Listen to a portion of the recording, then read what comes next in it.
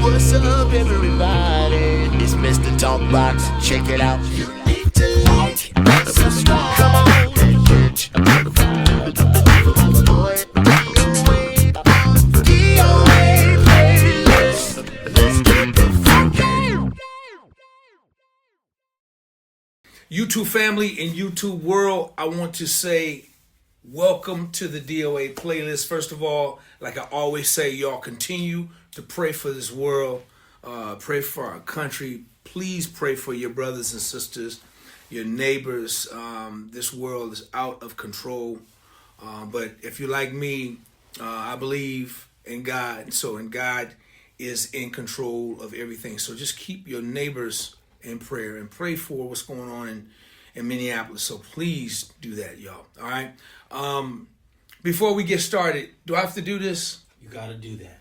Okay. So I got my dear brother right here. I got to put him on hold. I got to take care of some business. Just hold on. Give me 1 minute. Please go and like the DOA playlist and subscribe. Right? Please go and subscribe and like the DOA playlist. Please go like and subscribe to the DOA playlist.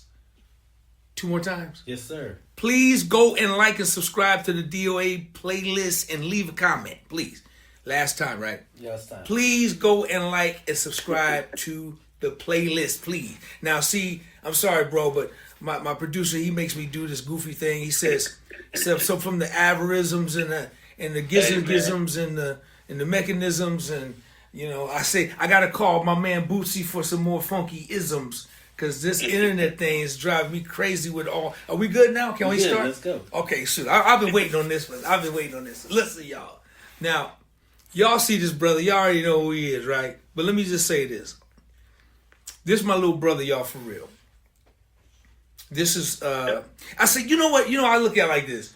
You know you're a rock star and a superstar when you just got one name titles like Michael. People know who you are. Or Prince, right? Or Sting. You know what I'm saying? When you just got one name, you know, we ain't gonna talk about the government name. We just gonna talk about the superstar name. You know, when you got one name, that's when you know you rock star status, right? But he's due that. He deserves that because he's one of the most iconic. He has one of the most iconic R&B voices in R&B music of our time. He has an undeniable voice. When you hear his voice, you automatically know who he is. When you hear Michael, you automatically know who he is. When you hear Marvin, that's when you know you're doing something special. When you hear this dude's voice, and we've been hearing it for close to 30 years at least, you know who he is. I'm proud of this dude, everything he's done, his accomplishments. Also, he's the biggest Dallas Cowboy fan in the world. Hey, I'll let you have it. Hey, y'all show your love for my little brother, Slim. Slim, what's up, baby? Oh, my God. This how you want to start your joint off right here, man. We gonna try. What's up, bro? Hey, man, you know what? Hey, man, I'm going to let y'all know something, man. But DOA, man, you know what I'm saying? I know he's a Dallas Cowboy fan, but you know what I'm saying? But deep inside, you know what I'm saying? He's a Raiders fan. I don't even want to go into that. We might go into that later on in this joint.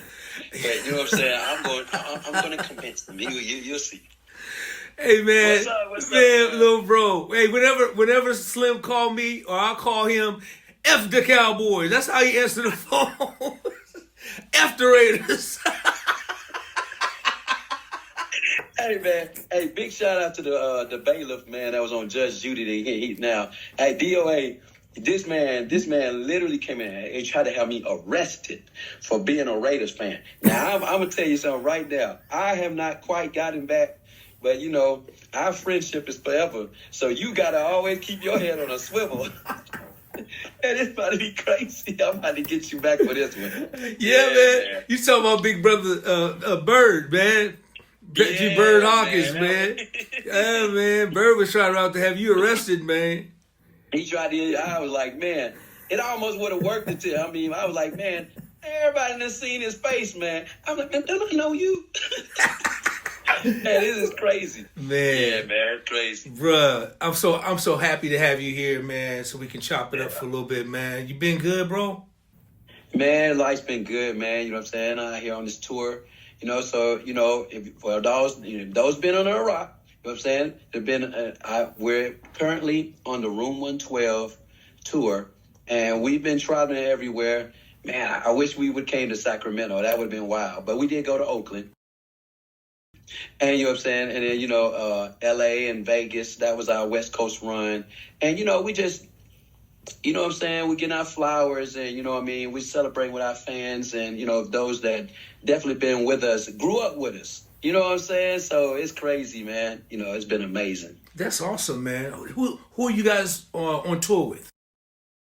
So it's us, our sisters Total, and our brother Case. Man, it's been off the chain, man. It's been off the chain. Man, it's been sold out everywhere everyone except for one. So, tonight, this one's a sold out one here in Charlotte, and it's about to be a real crazy one here. Wow, man. That's awesome, man. That's awesome. Yeah, I miss... Hey, man, let's back up about 2 seconds ago. When you say you didn't come to Sac, but you went to Oakland and you showed a Raiders hat. Bruh, they're not in Oakland no more. It's not... You got to go to Vegas. Listen, Oakland got tired. Oakland got tired of them. It got tired of the losing team. Everybody understand. He's gonna do this. Cut it out. Time to the Yeah, show. we gonna go back and forth.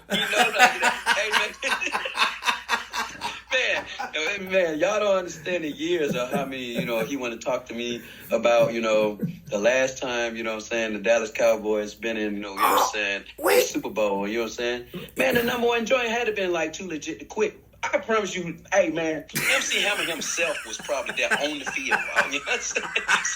Sitting right next to Deion Sanders, and both of them had the Jerry curl, okay? Man, bro, you a little bit outdated, man. You gotta go Google, do the thing, man, and go. You got a smartphone. Google who was at the Super Bowl the last time, and who got rings made out of wood, and who got rings really made out of some pieces. Y'all got rings made out of wood, man. Guess what? When I went to the Super Bowl, one little diamond like that. Mine has a 2 at the, at the beginning of the, of the year. I don't know, I understand. Man, let me see, the last time y'all was in there. Purple Rain was probably. Forget you, man.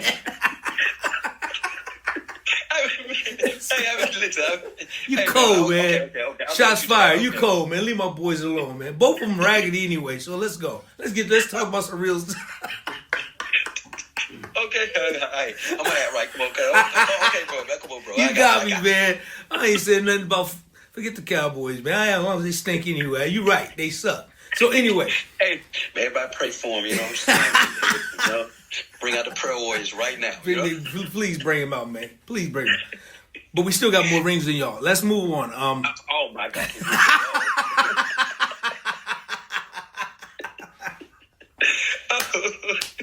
Hey, man, listen, man. Slim, first of all, man, tell everybody where you from, little bro.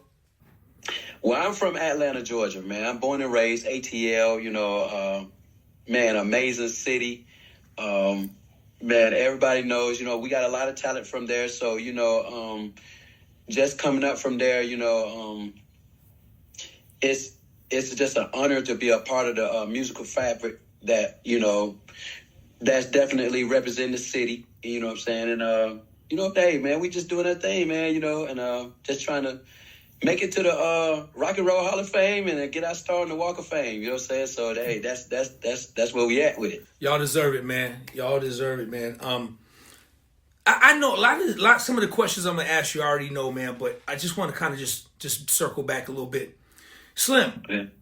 Mm-hmm. Talk a little bit about when it started for you, man, and when you realized, that you had a voice and a little bit of your background with your family, and did it start in church? Where did it start with you, bro?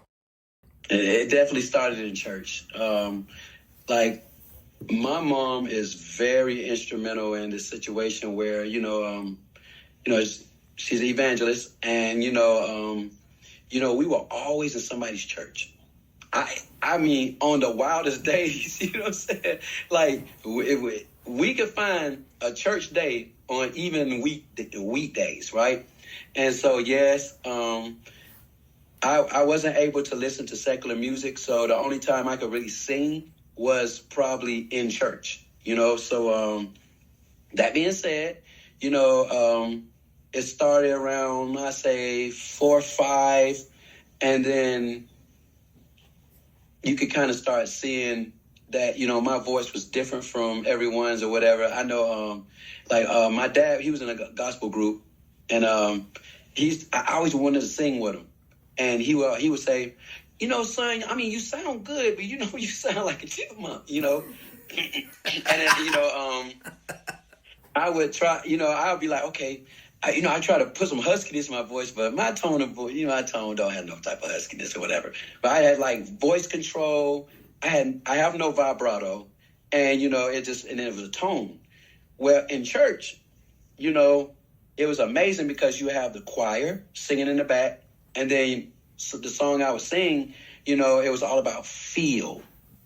You know what I'm saying? It was like the feel and when you know, it's just in the word and how it's delivered. So that's where it started. Wow.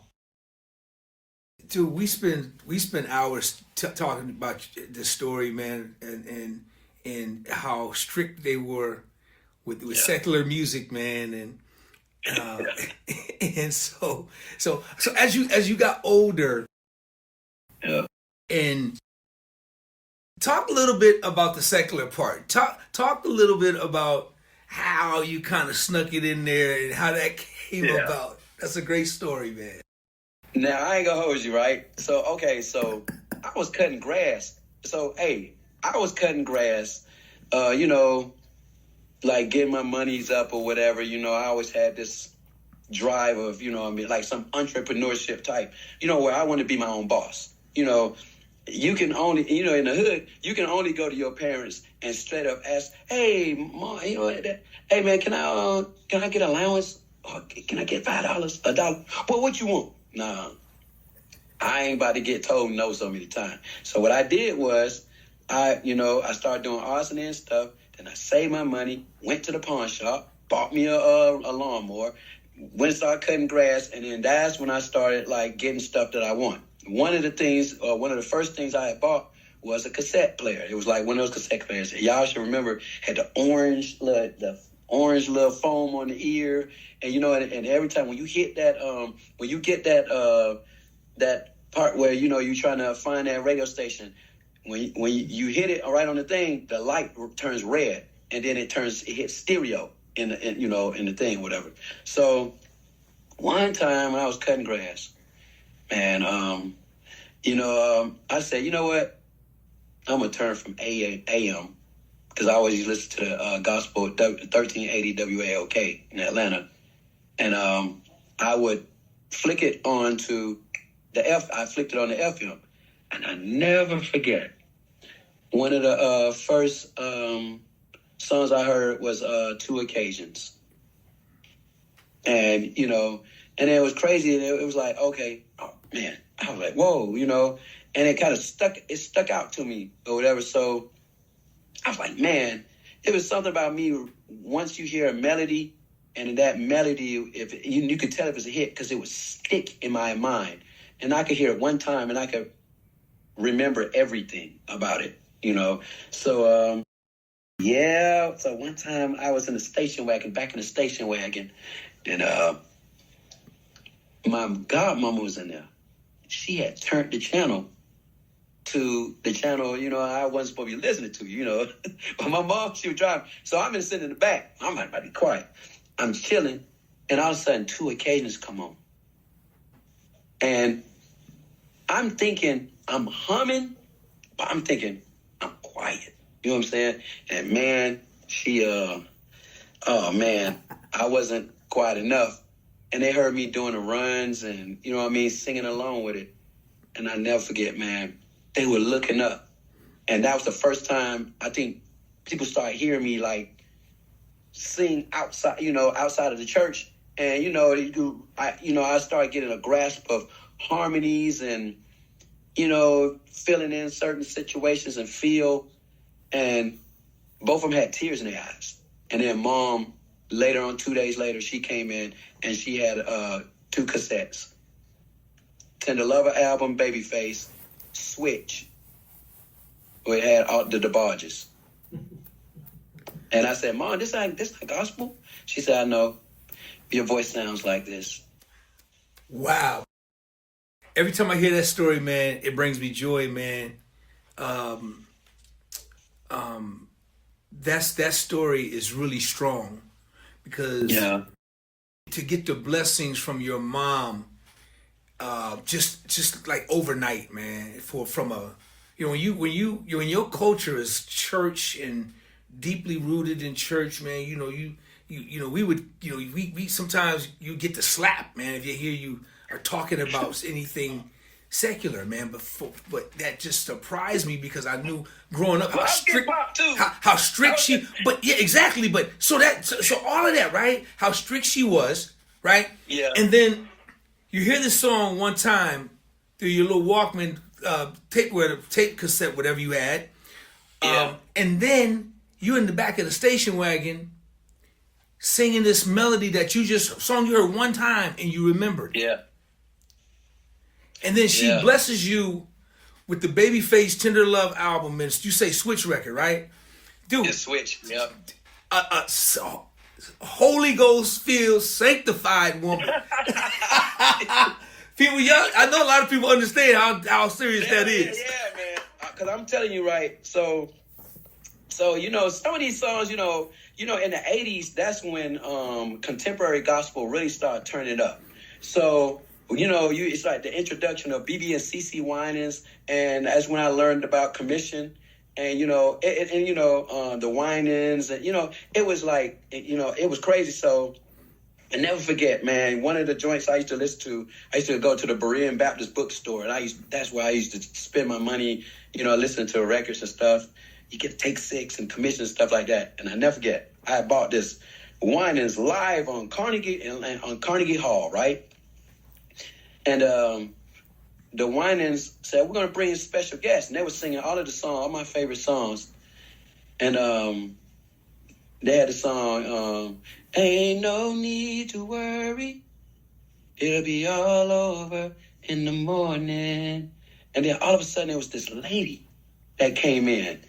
And she had this wild tone.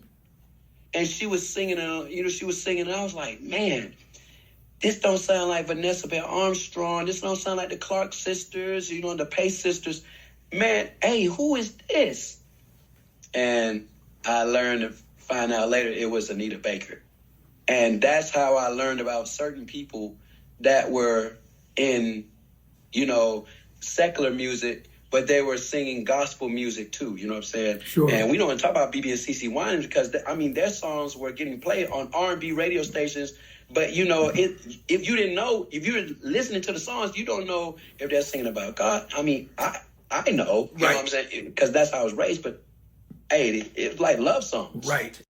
Exactly. Exactly. So that's BBCC, the Winans crossed over. Rance Allen had even crossed over way back when I Belong to You back in the day, right? John P. Key, Rance Allen was my anyway, but man, Rance, hey, once he take the teeth out, you know what time it is. You know what I'm saying?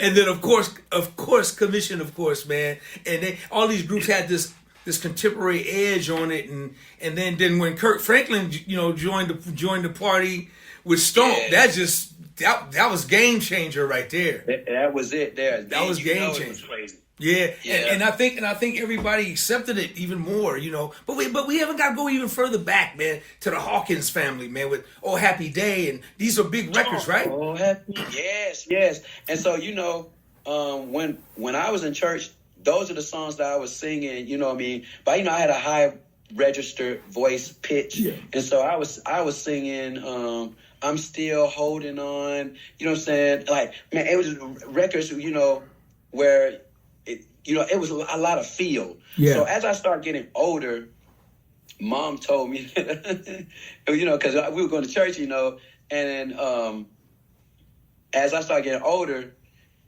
like churches would come and to want to listen, like, you know, and then, you know, there was times where the church, the pastor be like, look, I was about to, you know, deliver a message, but you know what? Today we're gonna have praise and worship.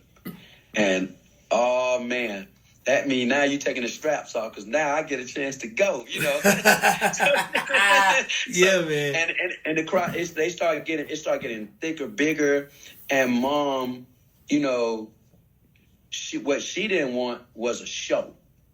You know what I'm saying? Like, my mom was always about the word, you know. So if at the end of the joint that I didn't get anything from the word or whatever, I get my butt whooped. I don't care what everybody else got to tell you, know. She's like, but what did you learn today? You know what I mean? Like, even when you're saying, what did you get from that, and how do you take that and apply it to everyday life? That's what I was dealing with as a kid. You know what I'm saying? And I'm glad she did have me thinking that way because of what's going on today. But yeah, I started getting older, and Mom told me I couldn't sing slow songs in the church anymore because the reaction started. Man, you didn't have panties and drawers going up on the pulpit, did you? It was like, amen. It was like, amen. It was like, amen. Man, don't distort that word like that, man. That's you making that word that's cut it out, Slim. Amen, brother. Oh my God, man, amen. And you up there, Amen. a woman.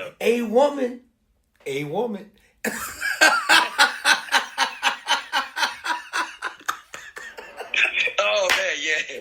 My mom gonna beat me in. I know, man. We sorry, Mom. We apologize. We just funny. Hey, man, let's talk about 112, man. Let's talk about 112.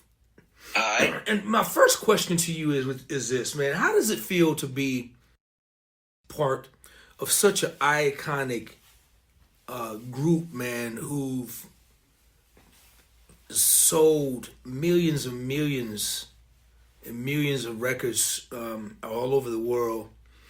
And, you know, here you are, this little kid, where you just told the story you just told about the two occasions and your mom and secular music, and then years later you're one of the biggest R&B groups of our generation. Man, what's that feeling like, man? Well, I mean, first off, it's a blessing because, you know, hey man, all praises to God, man, for even allowing me to be on this platform, to even allow me the chance, because it was just like, I ain't gonna hold you, bro. If you thought about like how I started, and I wasn't the most popular person, you know what I mean? I was considered what you call a nerd, you know what I'm saying, during school. You know, I was academically inclined. You know, I thought I was gonna be flying planes, or, you know, I was definitely into aviation. I was just obsessed with why something so big could float like a bird. You know what I mean? So the physics and the aviation part of it was just like so amazing. Still is. You know, I still do my little equations. I love that stuff. But I thought I was going there, and God had another plan for me. And, you know, just going through the situations or whatever, and, you know, when you're going through certain things or whatever, you know, everybody, you know, they say, oh man, I wish I could be a rock star, this or that, you know. Me, it was a little bit more deeper. I would actually read upon certain artists or whatever. And ironically, they were like groups, you know. So, you know, I'll be over my great uncle's or aunt's crib or uncle's cribs, and you know, they might be playing like some Temptations or Drifters, or, you know what I mean. And then, you know, I'll be like, man, I used to ask, like, I wonder what happened to them. You know, where are they now? You know what I mean? Because clearly you go into the next 10 years, a decade, and everything changes like seasons. You know, it doesn't take away from the legacy though. So I always wanted to understand their legacies. Past, present, future. So it's kind of wild that, I started learning about the stories, and then sometimes, the stories don't go in the same direction. And, and like where you would think, you think everybody want to go in a straight line. You know what I mean? And one of the groups I used to pay attention to a lot to was New Edition.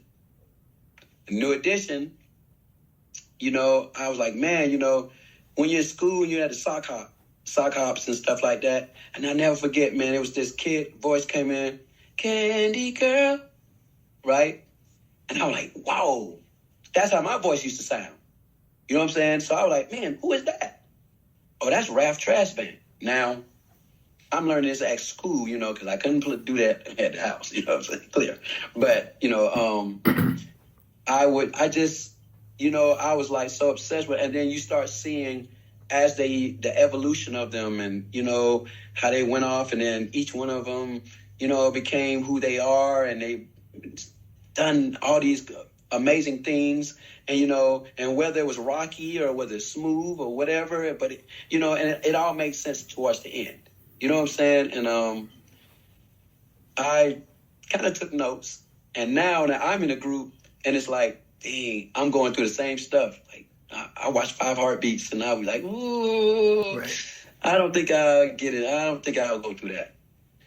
And then you find out you start going through that. And now, I talked to some of my OGs, and they told me that, man, name me a group that hasn't gone through anything, without going, before you get to the top of the situation. And, so you're no exception. You know what I'm saying? So I get it. You know what I'm saying? I get it. But it's all a blessing. I wouldn't change anything for me. I appreciate that. And you're right, man. Everybody go through. And the whole world knows the 112 story, man. People, you guys have been talked about for years and years and years. I don't want to go just rumble on about just stuff people already probably know. We know you guys got some of the greatest songs in the world. We know that all you guys are phenomenal writers. We know that you guys were signed to Bad Boy. We know the thing I want to talk about, one of the things I want to talk about is 112 now, the separation, right? Mm-hmm. Talk a little bit about the separation, if you can, of why and how did it happen. Because one thing about, I'm going to say this, that I'm going to let you have it. One thing about R&B, especially black groups, man, we sure know how to separate and divide. We're really good at that, man. And a lot of white groups, dude, for years, I didn't know Daryl Hall and John Oates, they didn't like each other for years. I thought they were the best of brothers, for all these years. And later on, we find out after they made all the money that they could ever make, where now they're separated. Yeah.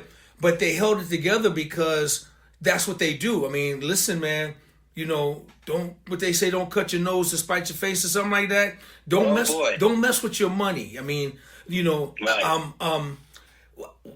What happened with the divide and the separation of 112? Well, we have to talk about multiple situations because it's not like, it was a one and done situation or whatever. But if I was just being just straight up, there were stages to where it gets to a certain situation where, you were like, okay, this is starting to become toxic at a situation. So we broke up really twice, you know what I'm saying? Most people, they think they have the, they're like, oh man, what do people usually break up over? And, everybody be like, okay, well, that's whatever it is. They should just get it over with. Just get over it. Sweep it under the rug, whatever. But, I will always tell people that, being in a group is like being in a relationship. So just imagine, if there were certain things that were red flags in your relationship And, you see it, but instead of have some form of accountability and actually fixing the problem, just swept underneath the rug. Yeah. You know what I'm saying? Well, guess what? Don't be surprised when it don't last, right? So, there was certain situations that definitely happened. That was both personal and business. And, I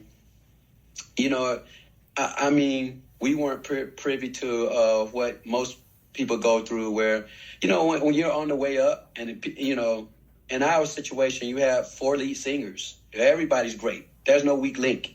You know what I'm saying?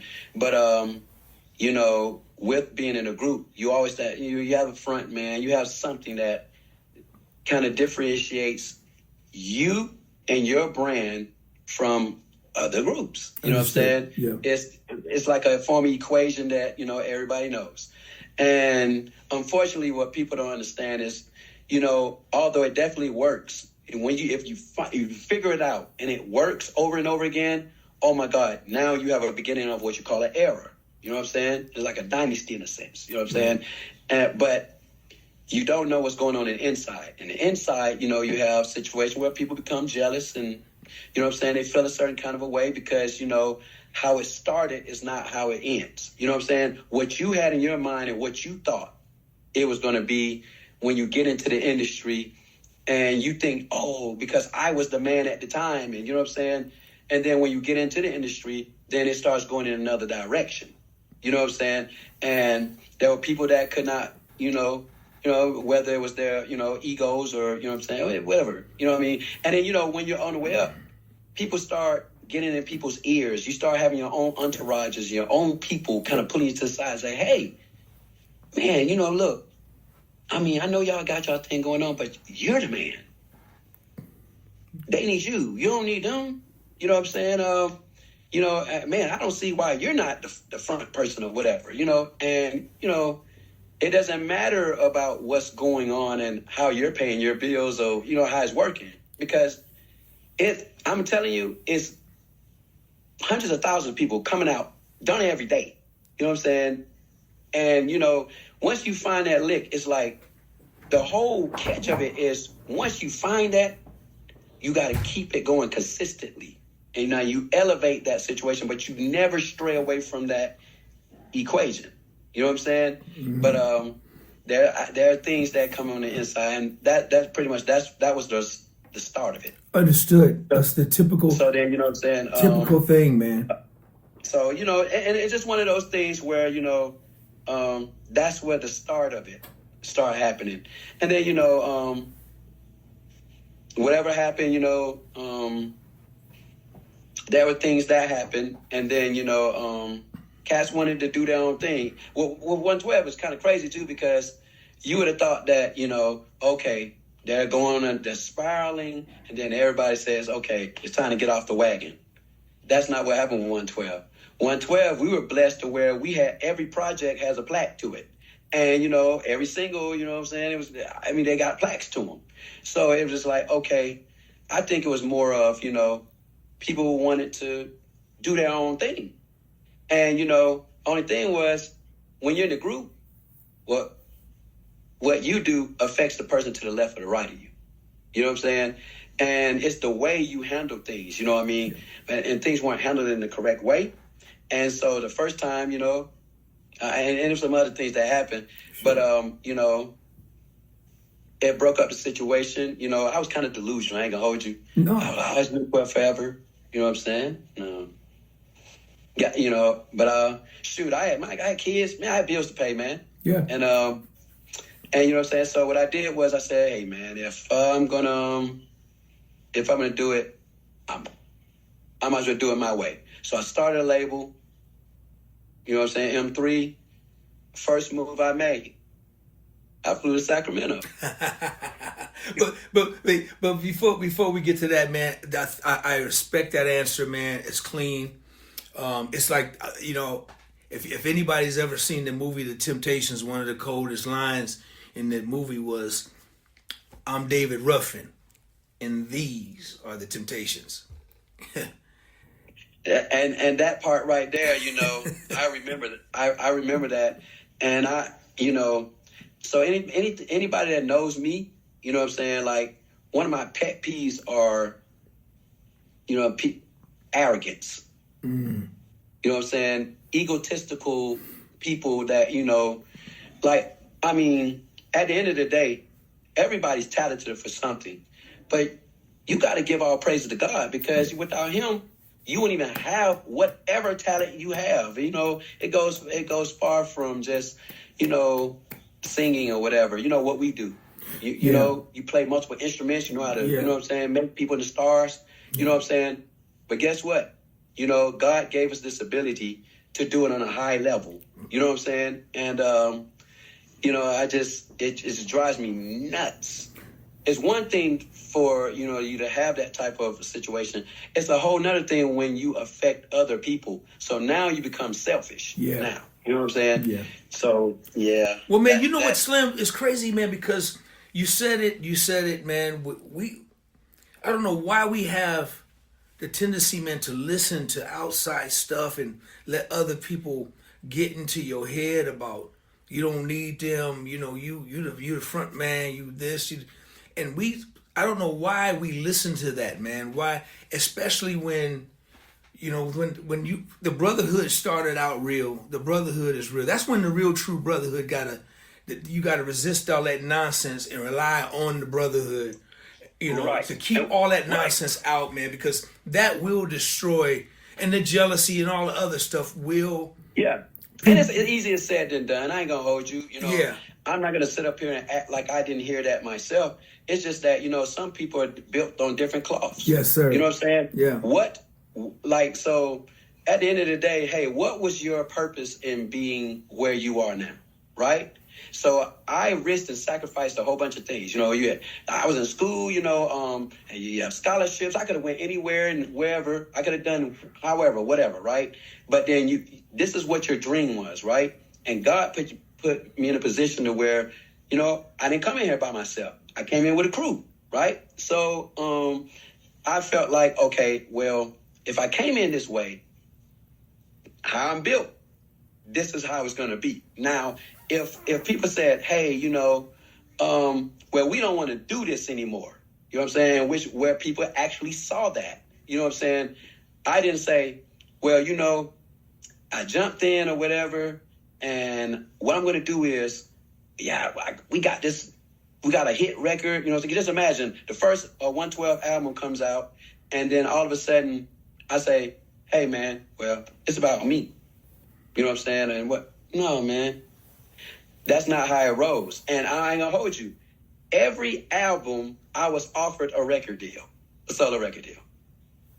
So, you know what I'm saying? And then it got even crazier on the third project, where had I would have took it, it would have literally changed my whole life perspective. You know what I'm saying? How much money that was.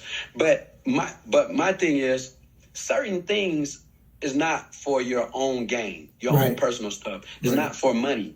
You know, there's a certain code and principle.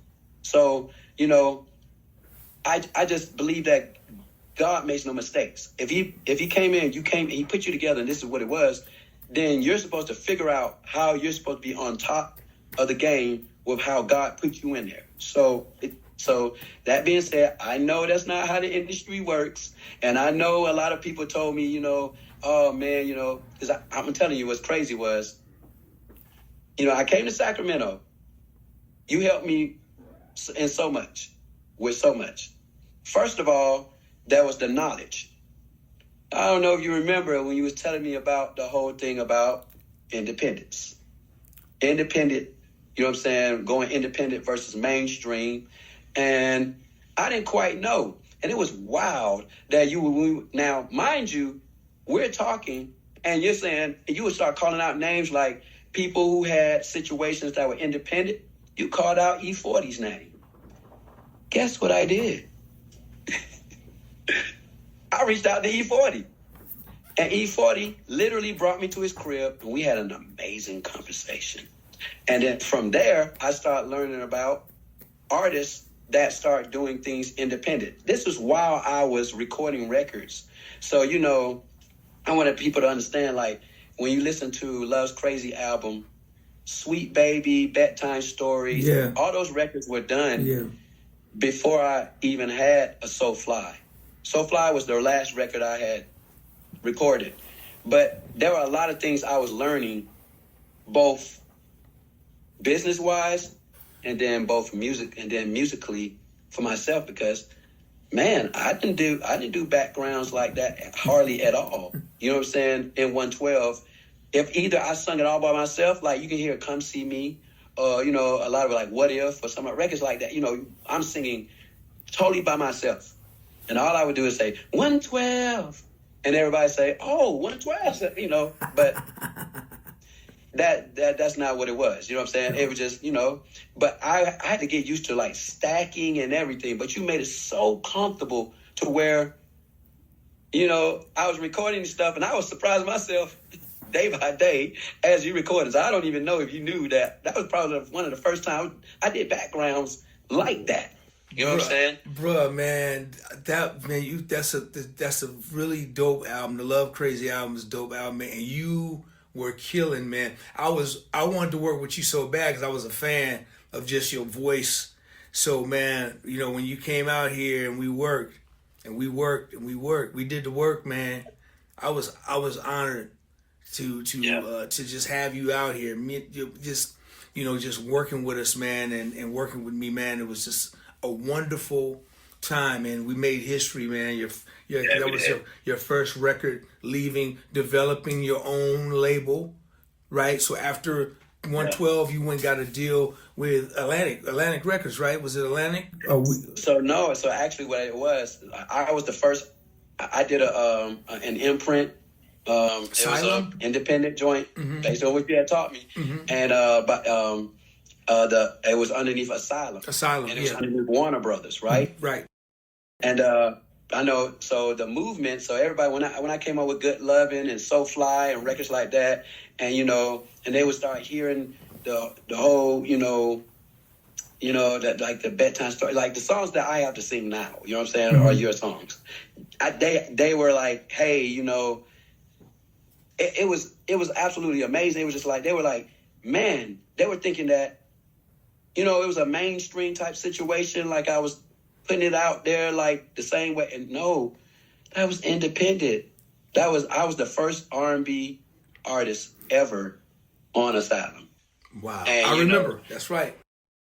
Big shout outs to, you know what I'm saying, Todd Moskowitz and Joy Amanda for really taking a chance, and rest in peace, my boy Shakir Stewart for, you know what I mean, believing in me and making a phone call. And you know what I'm saying? And oh man, I keep forgetting my homeboy. He was really young. He worked for, I think he worked for Atlantic Records. He was very young. He was A&R. He was like a genius. You know what I'm saying? And he caught it the first time. You know what I'm saying? And it was just like, it was something with God there. And it was like the star. It was just like everything was just aligning so perfectly. You know what I'm saying? And that was just a great time. You know, it's so much. It was just so much I learned. And, you know, how things were supposed to actually be, you know what I'm saying? Wow. I learned so much. Wow, that's dope, man. That's really amazing, man. So right now, Slim, real quick. So who is 112 right now? So they're going to come to the show tonight, and who are they going to see on the stage?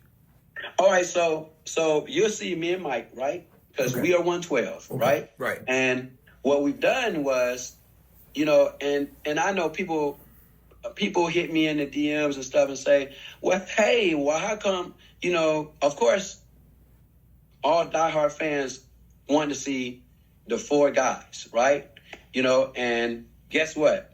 When I came back into the group in 2012, so did I, right? And I had told myself, well, whatever happens, good, bad, or ugly, you know what I'm saying? I'm committed into like making it work or whatever. And so unfortunately that wasn't everybody's thought process. You know what I'm saying? And so that's the reason why you see me and Mike there, and was told, okay, because they walked out or whatever and they quit. That's one thing. This is for the brand. I could have easily said, all right, well, I'm back on Slim. No. I committed myself to 112. Is 112 forever? Okay. All right, so what I'm going to do is out of respect for the farmers that used to be in there, because, you know, I just personally have a problem with other people singing other people's parts. So you got to understand. So with me, it's like, if I put myself in the position of a fan and I'm hearing a older record, and if that voice is not that person or whatever, man, listen, man, unless you're the original member, you can't sing that part. You don't get that. You know what I'm saying? Because as the case, I could just did a Slim and Friends type situation, put 3 talented cats out here, where in our case, me and Mike, and put 2 people and 2 talented people, and let's just go at it. You know what I'm saying? But that's not how it's going to be. So what they'll see is, they'll see me and Mike. They're going to see 2 male dancers. You're going to see 2 female dancers. And we going to rock out.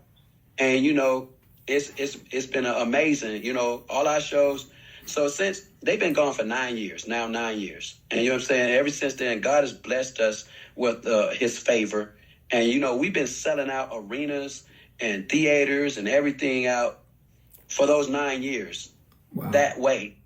And, you know, people are starting to get it that, you know, it's not about me. It's not about Slim. It's about 112.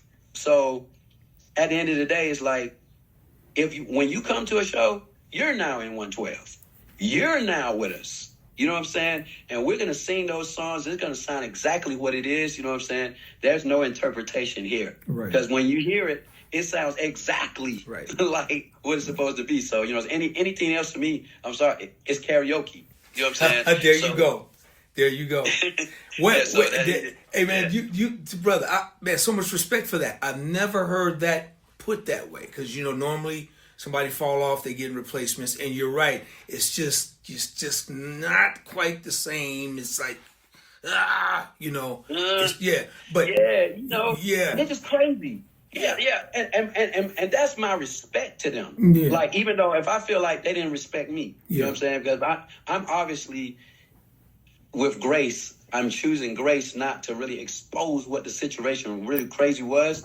You know what I'm saying? The thing is that my respect for the 2 individuals are so immense that I just don't want nobody even touching their stuff if they produced it. I don't even want them to, I don't want no other producer to interpret it. If they sung it, I don't want no artist to interpret it unless it was on purposely done. You know what I'm saying? So, you know, that's just my grace that way. And you know what I'm saying? Beautiful, and, man. That's a lot of, Mike decide to just do it that way. That's a lot of respect. I got one more 112 question, and then we're gonna be done with that topic. One more last question about 112. Okay. Mm-hmm. Maybe I should ask it this way. Do you think the world will ever see all 4 on the same stage again? And that's a great question. Now, whatever God has in store, I leave it there. But it's like, remember what I always say, being in a group is like a relationship. So in order for something to heal, there must be accountability, truth, there's honesty amongst each other. And to tell you the truth, so there were a lot of things that have been done and said, right?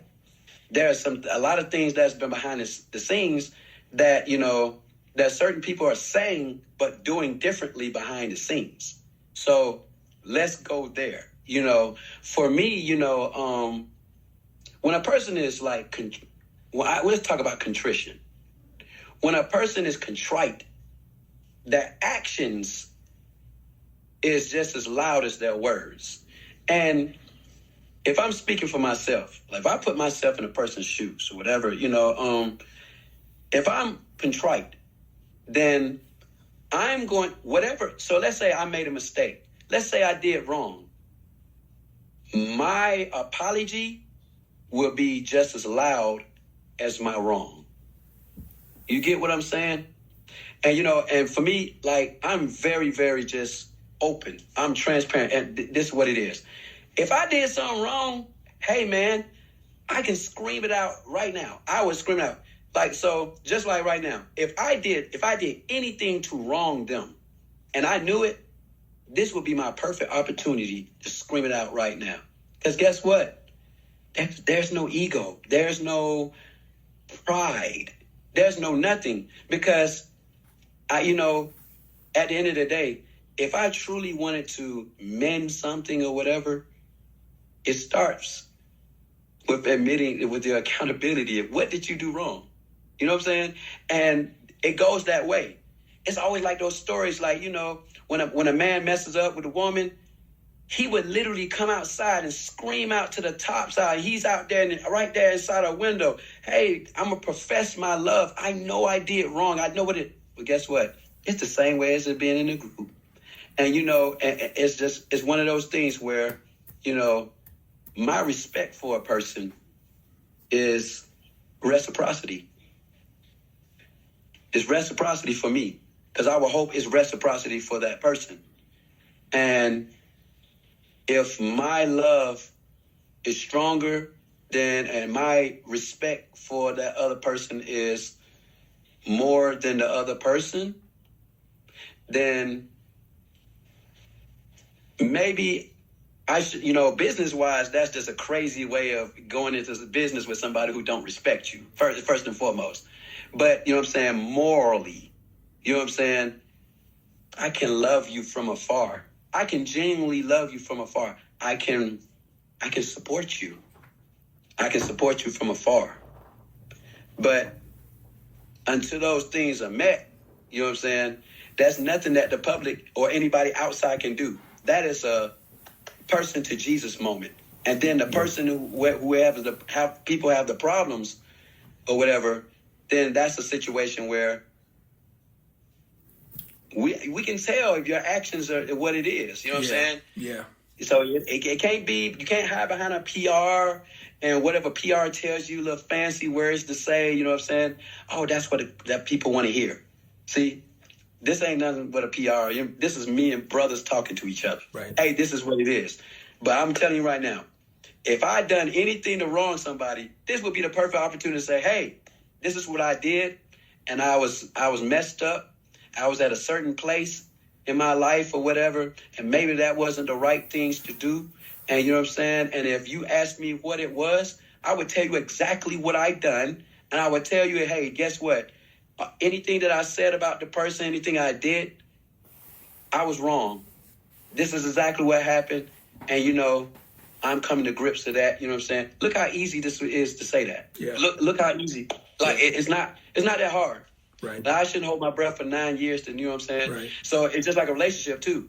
Mm. If it goes too far, once things start going too far, can you imagine an ex coming back 9 years later and saying, you know what? I know what I did wrong. And you looking at the person like, I'm glad that you come to that conclusion. But, man, you know what I'm saying? Life. And I got to keep moving. I got to keep, you know what I'm saying? Because I'm not working for me. I'm working for the people, you know what I'm saying? My family, my mom, my family, like my team, the people that rely on me to work. You know what I'm saying? Yeah. So they don't understand their movements and what they did affected not just the person they thought they wanted to purposely hurt, but they affected the people that was around that really depended on us for survival. Sure. You know what I'm saying? So that's what it's about. So I leave that up to God. But, accountability, truth, honesty, loyalty, that's not enough. That's not something hard to ask for. Because if not, then guess what's going to happen? You get back together on some fake stuff. If it's money driven, then when the money goes away, so will they. So that's not why I want to put my life on and depend on that. So you know what, brother? Excuse me, I lied. I said that was the last 12 question.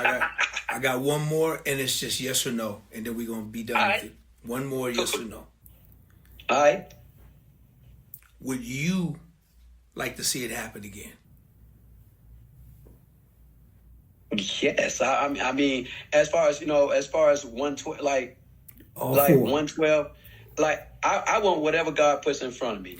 Would But for you, right now, as yes or it's no? hard to, Yes you or know, no? because that's a click type situation. Yes or no? So Would you, you know- would you like to see it happen again? Yes or no? we'll see. I don't know, because when it would have been easy. It would have been easy to answer that question with a yes or no joint if this happened the first time. Got you. Matter Fair of enough. fact, my actions showed it. I came back without fixing the problem. Fair enough. So I threw myself into a situation when that first hat popped off or whatever. I was on the beach in Bell Harbor, drop top. You know what I'm saying? And I threw all of that away because I wanted the legacy. I thought that, you know what I'm saying? And I thought that everybody wanted the same thing. Then I got crossed again. Okay. So, Fair enough. I'll accept that. I keep forgetting that the breakup was twice. It was two breakups. how do you ask that question in 2012? I don't care. It was a different situation. It wasn't about me. When I came back, I didn't come back broke. I didn't come back saying, oh man, well, I'm struggling. My situation didn't work.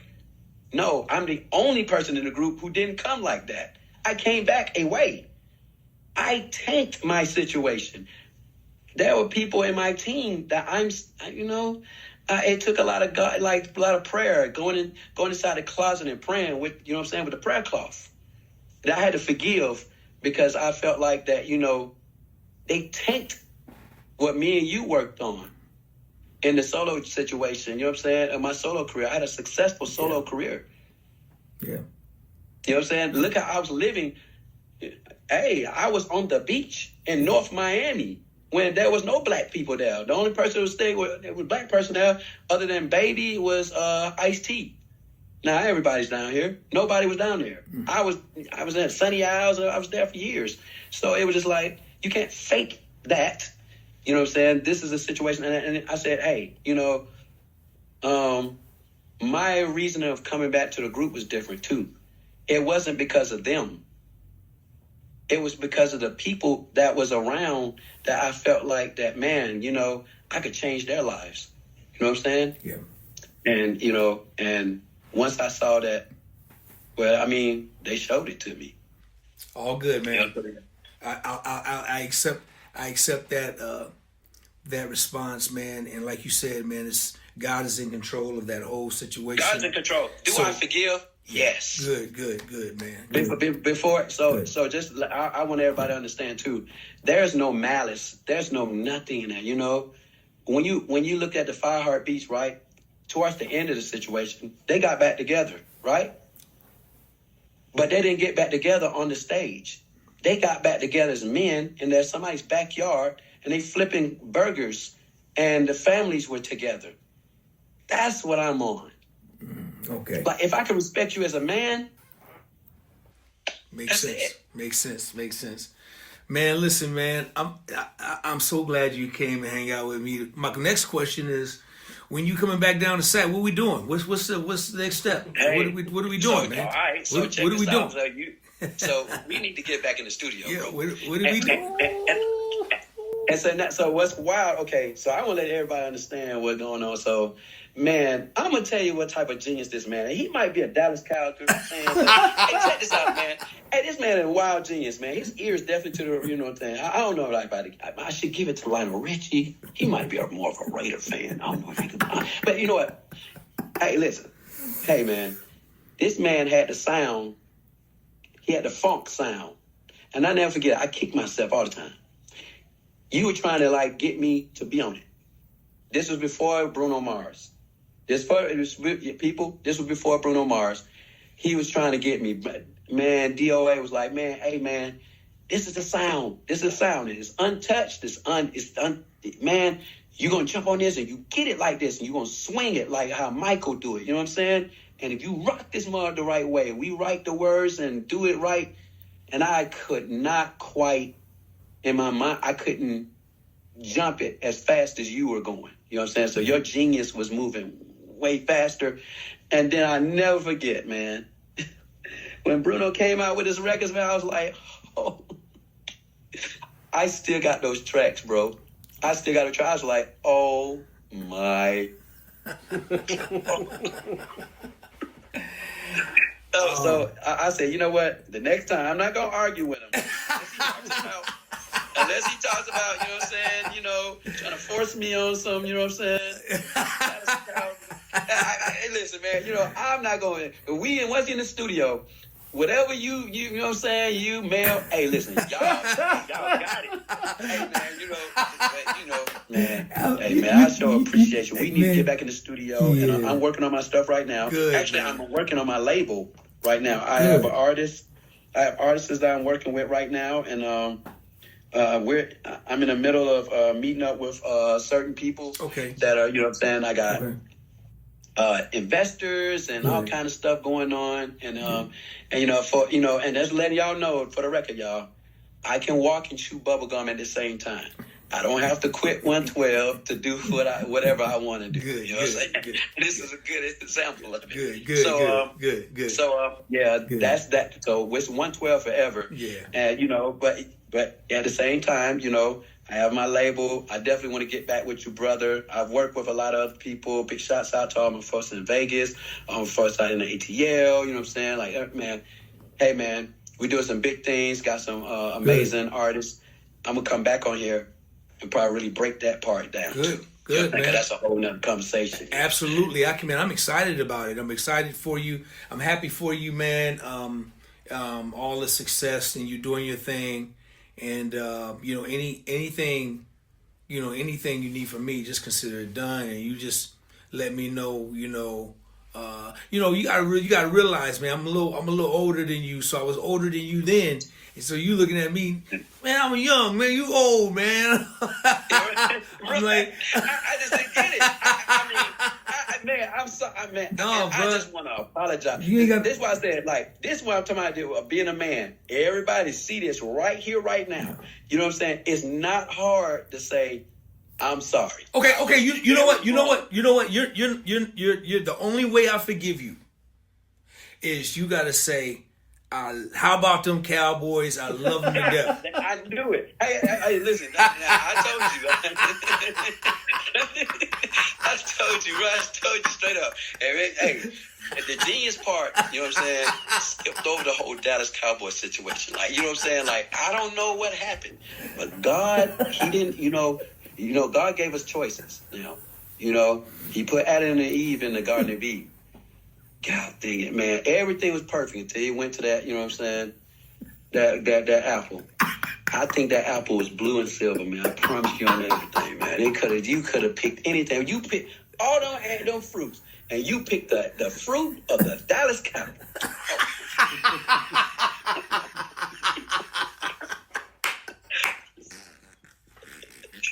Forget you, man. Hey, man. Yo, man. Hey, man. Hey, man, I appreciate you so much, man. I appreciate you, man. You know, I love you, man. I got to ask you one question before we go.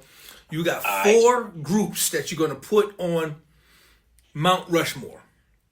They can be R&B. No. I want them to be R&B soul groups, since 112 is an R&B soul group. Give me your 4 groups that you're going to put on Mount Rushmore.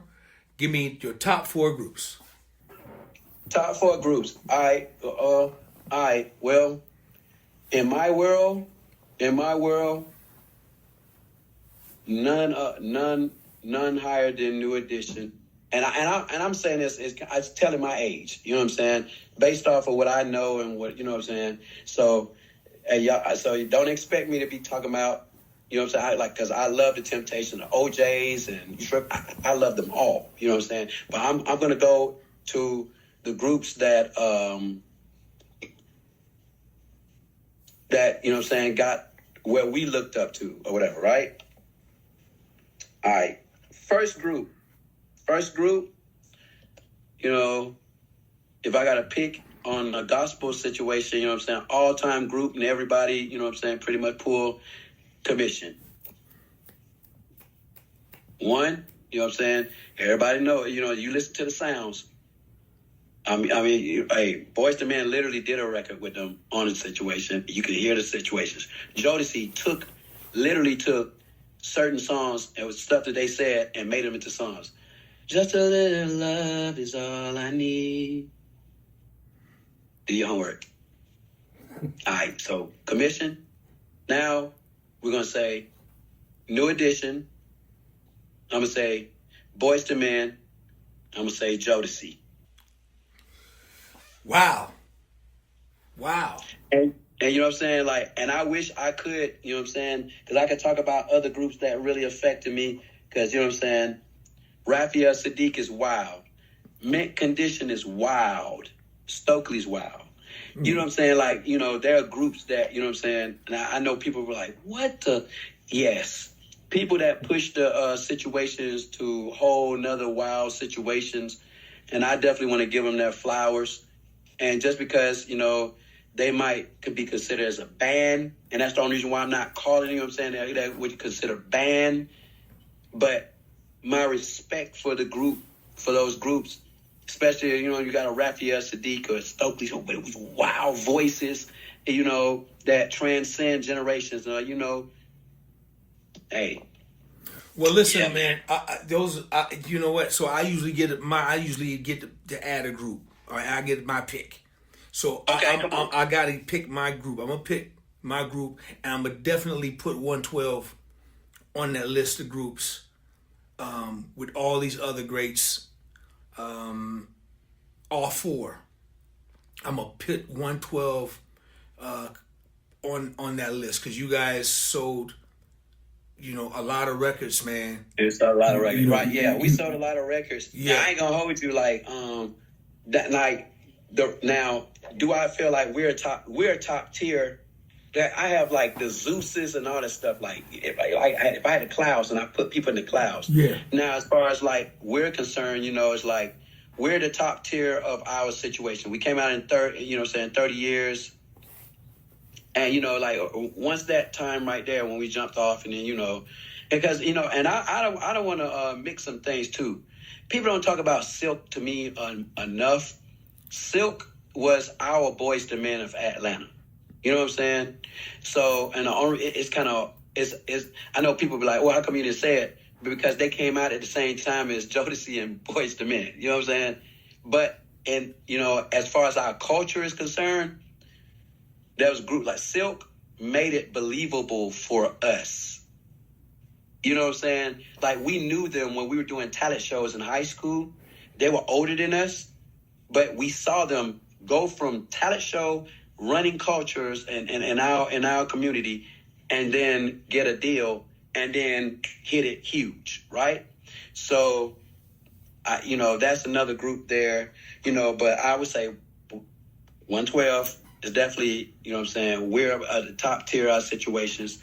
You cannot forget about Drew Hills, and they came out at the same time, and they are definitely an amazing group. Absolutely. To me, like absolutely. amazing group. Yeah. And Jagged Edge came out in 98. You know what I'm saying? Yeah. And you know what I'm saying? Yeah. And then, because like all this us here, you know what I'm saying? Sure. Like we ran our situations. This our world. So I'm pretty sure like if you was in the 70s, you knew, you know what I'm saying? Like everybody knew about the Temptation, sure. the OJs, you know what I'm saying? We going into, but then here we go. Look at the band. Earth, Wind, and Fire, you know what I'm saying? Absolutely. Like, listen, you know what I'm saying? The Commodores, okay? You go on and on. And let me say something about the Commodores there too. I was one of the cats that was upset when Lionel Richie left the Commodores. Mm. I was also upset when the deals broke up. Mm. So I do understand. Well, I want people to understand that when the fans hear this, you know what I'm saying, see this, hey, I understand because I was in your place there. But you have to let God take it.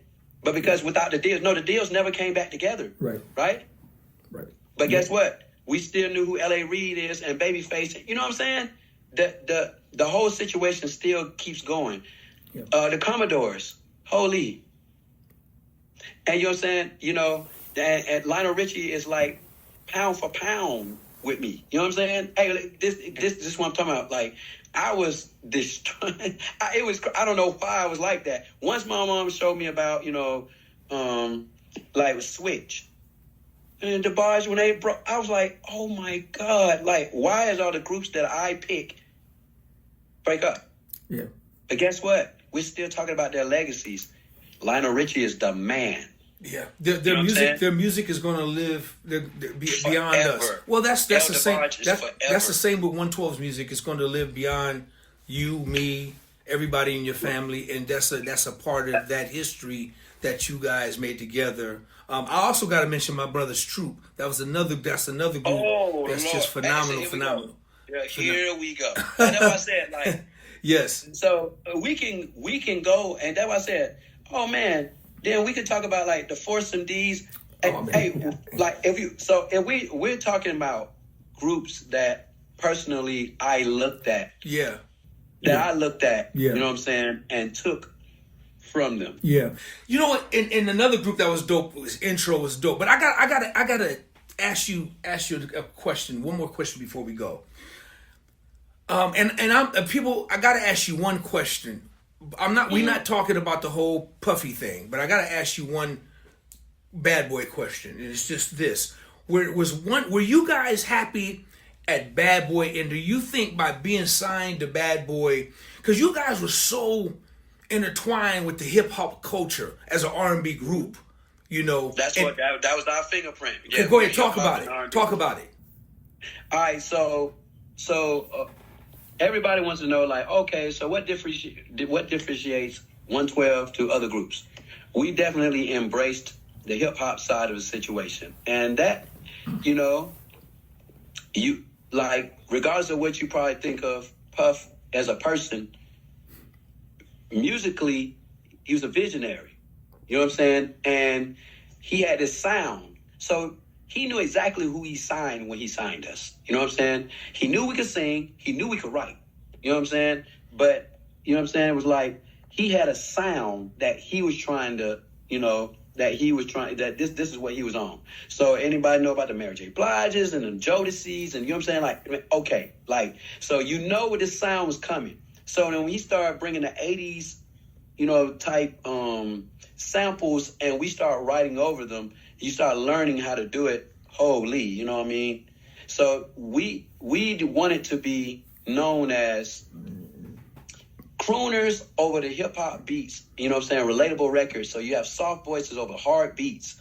You know what I'm saying? It's relatable, and you just gotta, it was like a first person type writing. So like if you're listening to our songs, we're not talking at you. We're talking to you. Matter of fact, you could close your eyes and you say, hey, I hear 112's voice, but it's me. It's me that's talking. You know what I'm saying? So that's what 112, what we stood for. Yeah. So, Love it, man. Listen, brother, I'm not going to hold you, man. I'm sounding like your ass. I'm not going to hold you. Stop saying that shit. That stuff. It's you rubbing off. Next time you saying go Raiders. Yeah, hey, man. Just win, baby. You're going to say it. Just win, baby. Just lose, baby. When I come down there, listen, I come down there, hey, man, don't even worry about it. Don't, it just, man, right now. Well, too bad. Before we could just drive an hour up the road to go catch a game, but now, those were the days. Hey, but listen, okay? But see, once a Raider, always a Raider. I know that. I know that.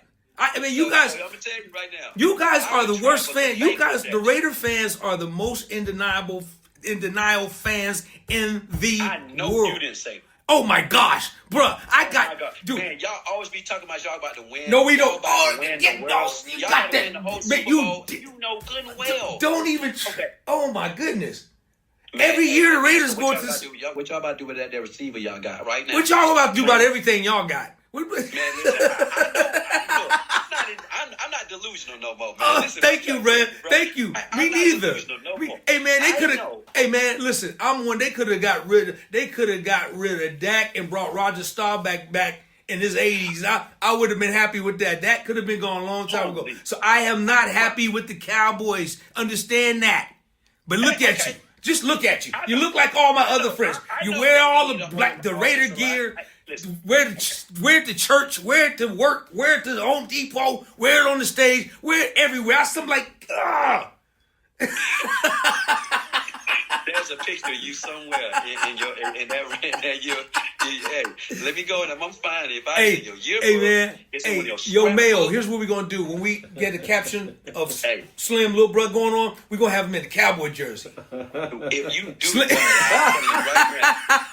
you do it, it will be war. There will be war. I don't know how I'm gonna do it. I don't know how, man. Slim gonna be cowboy hat. So you know it's a lot of Raider fans out there. Man, if start painting if your beautiful house with the mailbox to start getting painted black and silver, maybe some old Oakland Raider fans, you know what I'm saying, players who start walking up to them like, oh man, okay, I don't want that, man. I won't do that, man. I won't do like that, man. I fight fair, man. I don't fight dirty, man. We are horrible. Okay, we've been horrible for a long time. It's no secret. So have y'all. Right? Huh? see, denial. You just gone, bro. Your psyche's just gone. Bro, just like a Raider fan. That's what I'm trying to tell you, man. You're going to get on this train. I promise you. Do it now. Can't do it. Do it now. Listen, man, don't wait until you, because, I believe, you know what I'm saying? I believe in therapy. And, you know what I'm saying? I will send a therapist over there. You know what I'm saying? Now, I don't know if you're going to be dressed up in a, you know what I'm saying, a Raider outfit. You know what I'm saying? I mean, I just, man, I just to console you, you know what I'm saying, to be like, oh my God. Super Bowl. Man, y'all, you know how it go down. You know how it goes down. Hey, man, the tears left me and the Cowboys way in the 70s, man. That's when I used to hate going to school when they lost. Right now, bro, I don't do. Trust me. Anybody would tell you, man, I'm a real fan because I speak the truth about my team. We have to be. Understand, both our teams, we have to be, because we get mocked every week. Like I'm telling you, like once it goes over a certain amount of games and we ain't won by like 2 or 3 games. Listen, man, I just like, man, listen, hey, I'm just start cheering for us to just lose, and then, you know what I'm saying, let's get the first try.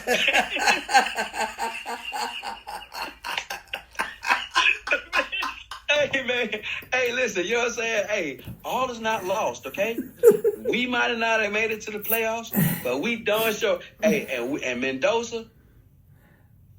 See, that's when you know. This is when you know you got a horrible. They in denial. They talk about he's trying to name things to look up to about a raggedy ass team. I am an optimist, bro. I know. Hey, man, listen. Hey, at the end of the day, man, you know what I'm saying? Hey, look, listen. If I can't get this, man, but I know y'all can't, man, you know what I'm saying? Like, man, are y'all over, how many million y'all over that luxury tax right now? Hey, man, listen, man, everything you saying is true about my team. I keep it a buck. I keep it a buck. That's what I said, my team. I would tell you, hey, do we need a line? Yes. Do we might need a couple of pieces out in the secondary? Yes. A couple? Do we definitely need a quarterback? Yes. Do you need a coach? We got a coach. You saw him? Who's your coach? We just picked up a coach. You know what I'm saying? Hey, don't act like, man, who y'all picked up? A pedigree to win. Off the porch. We already know. We got him. You know what I'm saying? The Seahawks let it out the bag. Now, my thing is, hey, I just want to see where the mindset going to be. Is it going to be defensive? Is going to be offensive? You know what I'm saying? Like, is it going to be a well-run? So, because first and foremost, man, we got some players that really needs to be exploited, like really better.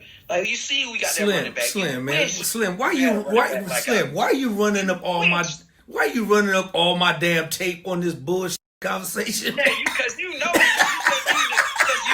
you really want to be a Raider fan. Bruh, hell. Hey, man, you listen. Let me tell you something. I don't even root. I don't even root against them no more because I don't root against the 49ers, and you know that's our biggest rivalry. I don't root against the Niners no more. I don't hate on them. Them days is over with, man. Dude. Yeah. Dude, I have nothing to be joyful about when it comes to the NFL, other than my nephew playing for the Rams. That's it. So hey, Well, at least you had something, a bright spot there, because they were looking amazing. Dude, they was looking crazy. They was looking amazing. Oh my God, looking crazy. They want me a lot of money out there, man. Yeah, they looking crazy, man. Yo, listen, man, Slim, real quick, tell everybody how they can keep up with you and your social media, bro. Okay, so check this out, y'all. First off, you know what I'm saying, we got the official 112 IG that we post on there daily. You know what I'm saying? We put on it something on there letting you know exactly where we are. And then for my own situation, it's official Slim _ And for those who want to know about my cousin, you know what I'm saying, Mike, who's also in the group, you know what I'm saying, Michael Kiefer 112, he's on there, you man. Now, hopefully they ain't throwing him off because he always putting something crazy on there or whatever, but he want to laugh. And I mean, I try to get used to the whole TikTok thing, you know what I'm saying? I'm trying to get over that. Facebook, you know what I'm saying, Slimmer 112. Man, just letting y'all know that, hey, man, you know, we're still out here on the road out here. All blessings to God, man. All praises to him, you know. Thank him for his favor and his grace, for allowing us to make history. You know what I'm saying? Make history. Man, I don't know how to answer these questions of how you start out with 4, you got 2, you're still selling out everything. Listen, all I say is all God. He doesn't make no mistakes. That's right. So thank you all for supporting and, you know what I'm saying, being with us and riding us for 30 years. The book is still being written. Jesus is the author. So don't be surprised at what happens. You know what I'm saying? Right on, man. Right on. Listen, before I get out of here, I want to say everybody continue to pray for this nation, the world, the country. And just remember that God is the author, like my little brother said, and he is control over this situation. All right?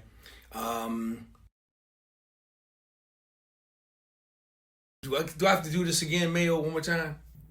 Come on. You got to do it, bro. You got to get used to it, too. I need people to hear. You got to say something, because I'm not talking I was about to say no, but since Slim said yes. Okay. He does. All right. Yeah. But this time,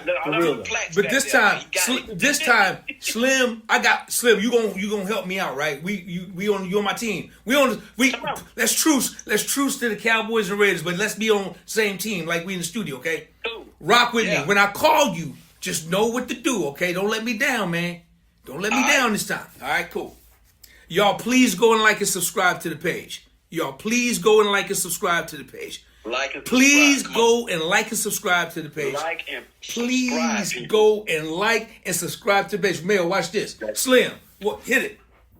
Man, please like and subscribe to this page. People, please like and subscribe to this page. Yo, all the world outside paying attention. Please like and subscribe to this page. Y'all feel me? Please like and subscribe. My man. Look, you see that? You know, I'll accept the Raider hat and everything, man. I just want to make sure, you know what I'm saying? You know, you on this side, listen, okay? You know what I'm saying? We got us a common goal right here. You know what I'm saying? Right. We got a common goal right here, y'all. Yo, we got a common goal, man. Yo, I need everybody to please show your love for my great little iconic young brother at his age that's doing it at the highest level.